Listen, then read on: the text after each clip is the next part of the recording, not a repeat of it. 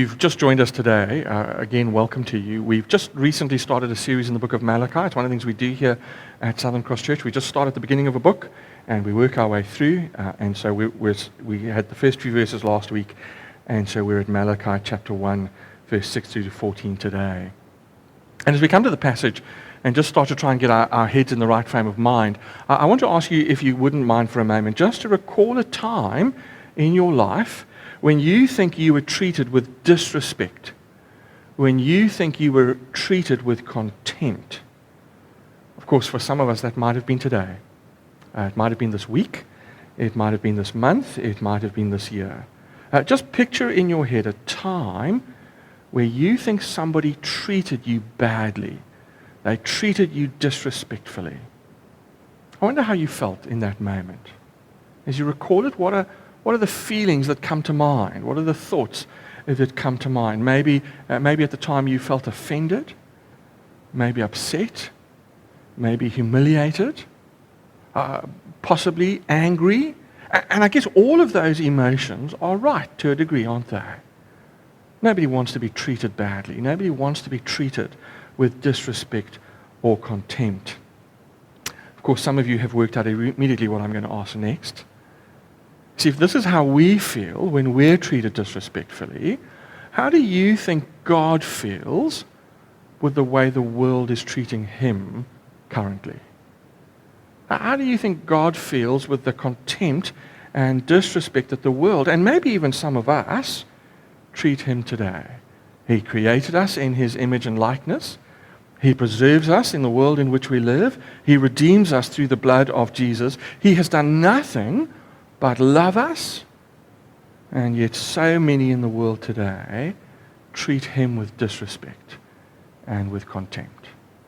And I wonder how you think he's going to respond to that. How do you think he's going to act in light of that? Well, as we come to the passage in Malachi, Israel have lost sight of God's love for them. That was the opening section. You can go and listen to it on YouTube if you want to. But because they've lost sight of God's love for them, here's what happens. Israel failed to worship God properly. They failed to treat him with the respect that he is due. And instead, they treat him with disrespect. They treat him with contempt. They fail to give him the honor that both his character and his conduct rightly demands. That's what the writer says. If you look down at verse 6, as a son honors his father, and as a servant his master. You see, there's an expectation of that in certain roles and relationships. As a son honors his father, as a servant his master, Israel should honor God, but they don't. They don't. They don't show honor, they don't show reverence, they don't show respect, they don't worship God worthily. No, instead they dishonor God. They dishonor his name. Well, that's certainly the charge that God brings against them, and specifically, I hope you noticed, specifically against the priests. And the reason it's specific to the priests is because they're supposed to be the microcosm of what's happening in Israel. Remember, the priests are the leaders in the day. They should be the ones who provide both the example and the instruction to guide Israel in their truth and their worship of God. And yet we're told in verse 6 that God says to them, you show contempt for my name. Well, as we'll discover throughout this book, every time God brings a charge against the nation of Israel, they're going to object. What? Me? No, I'd never do something like that. And so God says to them, well, let me show you how you are doing this. Let me show you how you are dishonoring my name. I don't know if you noticed as Laura read for us, but here's the first thing to notice. They're dishonoring God's name through their disrespectful service. Through their disrespectful service. You see, they're supposed to uphold the dignity of corporate worship. They're supposed to ensure that what's been instructed in the Word of God, in the law, is done rightly. They're supposed to make sure the nation and they themselves are worthy of God and honoring to God. It's probably worth saying that right worship is always the appropriate response to the love of God. When we've received God's love, the only acceptable response is when we offer ourselves in worship to him. But instead here of affection for God, what we read in this passage is just apathy. just apathy. Look at verse 7. You place defiled food on my altar. Defiled is a word meaning that it's food that's gone off. It's unfit for human consumption. Maybe if you go to the fridge when you get home, you'll find a Tupperware in the back of your fridge. And as you lift, some of the ladies are saying, yep, I know there's one there. And as you lift it off, what do you see on the top? You see that mold. We've got Gimbers in our house, so food never goes off because they just eat everything. They're like vacuum cleaners. But here's the problem. The problem is, as Israel bring this food to God, the sacrifice to God, it's defiled. And God says that's no good as an offering. It's polluted. Of course, the polluted food points to a polluted attitude in the worshiper. You see, their hearts are so far from God, they're so complacent that they treat God with indifference and contempt. Remember that tub in your fridge? Can you imagine what would happen if you forgot about it without noticing the mold on the top? And at your next dinner party, you brought out a plate of food and you'd served from that tub. And so when you put this plate of food in front of your dinner guests, it's covered with mold. It's a light green. Yeah, some of you are going, ugh. See, we get it, don't we? We understand that to bring moldy, polluted, defiled food is just unacceptable. And it's certainly unacceptable when we come with that to God. To the God who loves us. To the God who creates us and redeems us. See, here's the problem. Israel have actually become bored with God. They've become bored with God. Worship, if we look down at verse 13, has become a burden. And so everything they offer to him, verse 13 says, they offer contemptuously. Well, you see, they've forgotten God's love, and so they've stopped loving him. Their contempt has turned what should be a delight and a joy into a duty and a chore. They no longer consider it a pleasure and a privilege to worship God. No, now it's a frustration. And now it's an interruption in their daily lives. Of course, as I said, it speaks to their inner attitude. So here's the thing, that they're still busy serving God with their hands. The problem is they've stopped serving God with their hearts. They're going through the motion, but the motion is empty and without meaning. And so their worship of God is cold and impersonal and distance. Their service of God is disrespectful. But not only that, notice as well, notice that they bring disqualified sacrifices.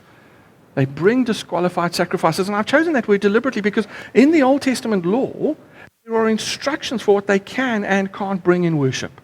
The law forbids damaged animals. And it makes sense if you think about it. Only the best is worthy of God. Not second rate, not damaged. And the problem is, have a look at verse 13. Here's what they're doing. They are bringing injured, crippled, or diseased animals.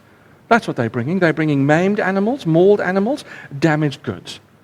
You know when you drive on the freeway and sometimes you see roadkill? You see, this is what they're doing. They're scraping up the roadkill on their way to the temple, and they're bringing that to God. And they're saying, well, God, you should be pleased with that. And God says, what are you talking about? That's unacceptable. In fact, God rightly says to them, He says, look, would you behave that way towards your governor? Would you try and get away with such disqualified sacrifice to those in authority? Because we're a full-service church, I want to remind you that your tax is due tomorrow.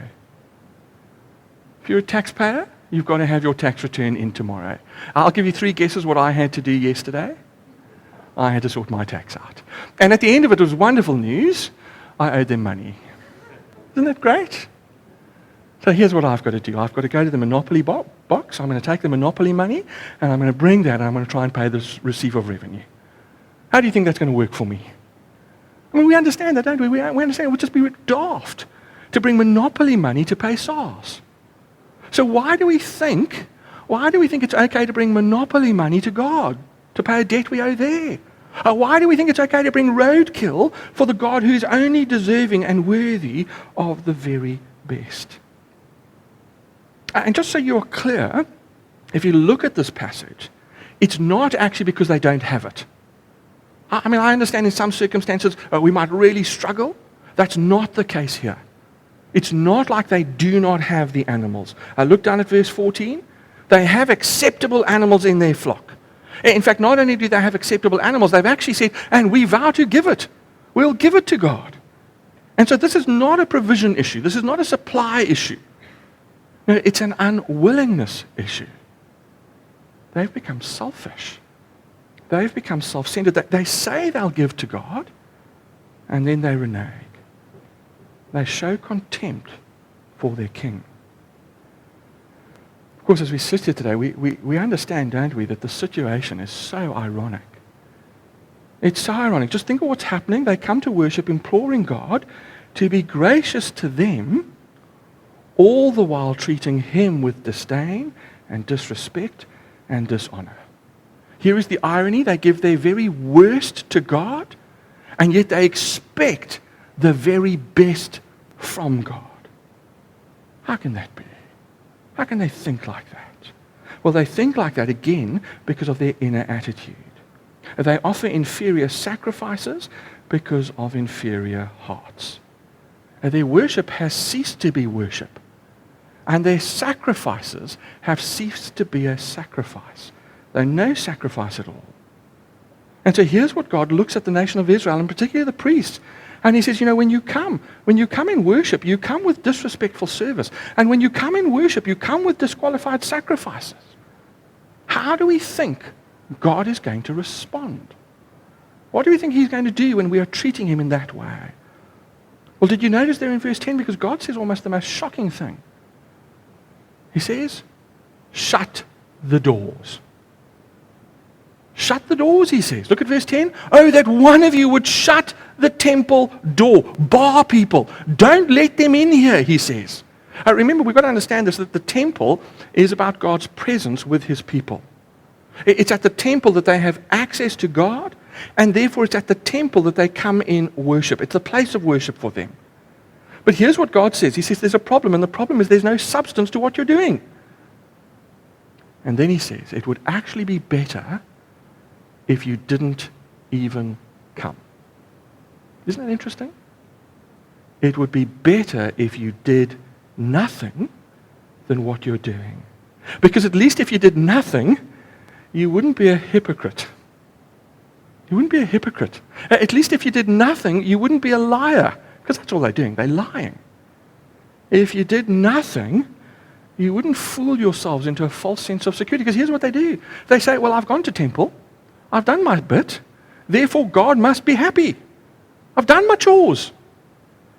And God says, no, you've got this false sense of security. You're going through the motion. The only problem is your motion is meaningless. Absolutely meaningless.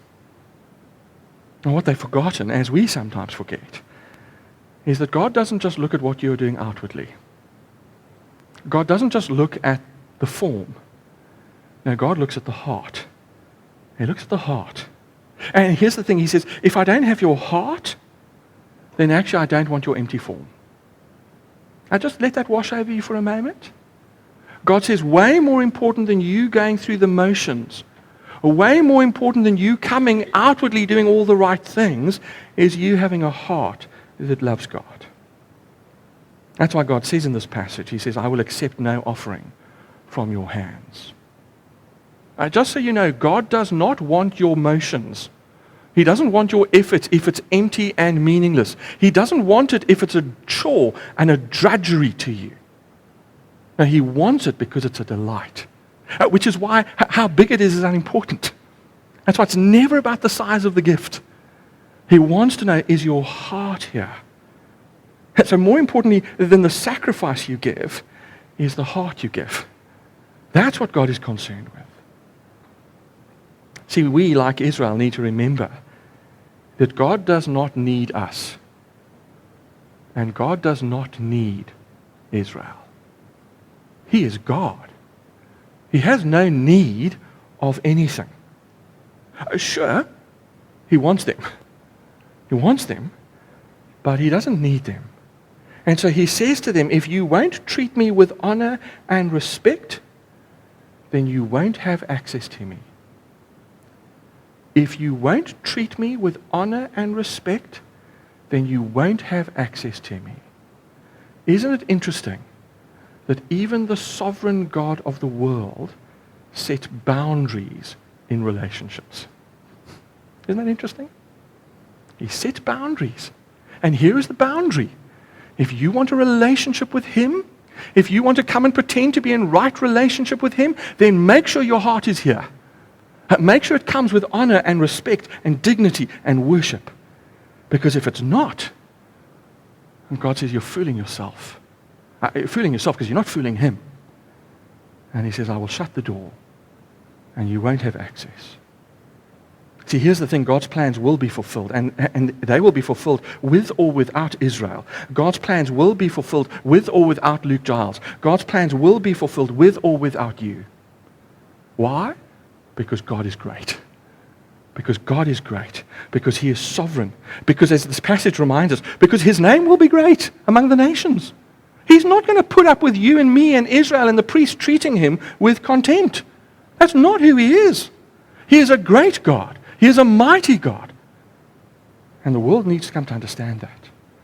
And so God will be treated with dignity. And God will be treated with respect. And if that won't be from you, if that won't be from Israel, well, he'll raise up people who will.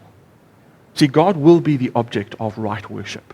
It's just a matter of time. And in fact, I think in this passage, Malachi actually anticipates a day when fragrant and pure offerings will be brought to God's name. He understands the day will come when we will see that God is getting right worship. Of course, you and I know, because we don't just have Malachi. We know that when Malachi anticipates, when he anticipates right worship coming, what he anticipates is the coming of the Son. That's what he anticipates. He anticipates a devoted Son who will bring honor to the Father. See, I think Malachi is pointing us to Jesus and reminding us that it's the Son of God, Jesus Christ, who comes and with devotion as a fragrant offering worships God. Malachi anticipates the service and the sacrifice that we see Jesus bring to the Father. It's not a mistake that in the book of Ephesians, the work of Jesus is described in this way. Think of the words you've just read in Malachi, described in this way. And Jesus gave himself up as a fragrant offering and a sacrifice to God. See, the one who fulfills this is Jesus Christ. There was nothing defiled or hard-hearted about Jesus' giving of himself. It's the perfect offering. It's a sacrifice utterly without flaw or without blemish. It's a sacrifice whose merit is now credited to us by faith. And so here's the thing. When we come to Jesus, we come to the right worshiper. We come to the one who has modeled true worship for us. In fact, when we come to him, remember we saw this a few weeks ago in 1 Peter, didn't we? When we come to him, we will become that holy priesthood. We are the priests, the church. Christians are the priesthood today, and they're the priesthood who are to offer spiritual sacrifices acceptable to God through Jesus. I think Emmanuel was 100% right. So often in our churches, we think the work of ministry and therefore the work of corporate worship is the oak who wears the funny shirt. That's not the case. His job is to help you worship properly. See, you are the priesthood. You are the ones called to serve and sacrifice in honor of God's name. You are the royal priesthood, a kingdom of priests. You are the ones called to offer right worship to God. One writer says, it's the undeniable love of God in Jesus Christ that when properly understood, transforms our hearts from reluctant worship to joyful praises. Grasping the gospel turns us from haters of God into those whose chief delight is to glorify God and enjoy him forever. Can I ask you today, have you grasped the gospel? Have you grasped the sacrifice and service of Jesus so that you are no longer a hater of God, so that your chief delight is to glorify God and enjoy him forever? Dear friend, is that your heartbeat as we sit here this morning? Is that what you want? Of course, when that's the case, this passage then has an immediate application, doesn't it? And it speaks so boldly to our world today, where it's very easy. It's very easy in our world, and it's very easy in our country, and it's even very easy in our church to be a cultural Christian. That is to claim the name of a Christian, to even do the acts of Christian service, and yet still be far from God. To still treat God as weightless, to treat God without glory, to treat God without honor or reverence. Why? Because we serve Him with our hands, but our hearts are far from Him. And so I think what Malachi does for Christians today is it challenges us on whether our worship is indeed worthy of God. We started the service with a call to worship that says, in view of God's mercy, in view of the gospel, in view of God's love shown to us in and through Jesus Christ, offer your bodies, your whole bodies, as living sacrifices, holy and pleasing to God. And then it says this is your reasonable act of worship. Some of you might say spiritual. It's the word reason. It's the only right response is to offer ourselves as a living sacrifice, holy and pleasing to God. Now, I understand that worship is way more than just what we do on a Sunday. I understand that. And certainly I want this to be true for all of your worship. But at the very least, can I ask you, do you see our corporate worship on Sundays as of primary importance, or just as an interruption to your week? How do you prepare for worship on a Sunday on Saturday? How do you make sure that Sunday mornings as parents we're teaching our children the importance and the priority of worshiping God? How are we modeling that? Do we see it as of primary importance in our Christian walks? And so when we come, do we come with a casual attitude, allowing our mind to wander? Some of you are already thinking about what you're having for lunch and, whether it's going to be sunny and whether you can go outside. And see, is that how we are? See, when we come to worship, do we come casually? Or do we approach knowing that we're coming to the presence of a great God? And so we come with reverence and with honor. We come not to meet with our mates, as good as that is. We come not to hear Luke, as good as that will hopefully be. But are we coming to engage with God, the God who made us, and the God who redeems us, the God who loves us, the God who is worthy of our worship? Are the offerings that we bring before Him, whether they're the offerings of our time or our talents or our treasures, are they the best we give? Are they the best? Or do we give them wholeheartedly, joyfully, cheerfully? Or do we hold back and give God the leftovers? Sometimes, see, I'm old enough that I remember adverts on TV. Do some of you remember adverts on TV? Do you remember that Salty Cracks advert? Do you remember? Some of you remember. Younger people, ask your parents when you get home. There used to be a Salty Cracks advert. You remember the Salty Cracks at the beginning of the month had everything? And the Salty Cracks at the end of the month, well, you just licked the Salty Cracks. See, do we treat God like that? Do we say, well, Lord, I'm going to wait and see what's left over at the end of the month? Then I'll give you my time. Then I'll give you my talents. Then I'll give you my treasures. Are we so busy honoring ourselves in this world that we've stopped honoring God? Have we slipped into a rut where, without even realizing it, we're actually showing God disrespect and contempt? Can I remind you that the world watches the church to learn about God? And so when they look to you and your worship, when they look to us and our worship, what conclusion will they draw about the greatness of God? If we treat God with disrespect and dishonor, if we give Him our second best and the leftovers, can we really expect Him to give us His blessing? To give us His best? No, Malachi says it's better to close the doors than not to come with disrespectful service and disqualified sacrifice. Can I remind you, dear friends, our God is a great God, and He is worthy of our worship. Let's pray.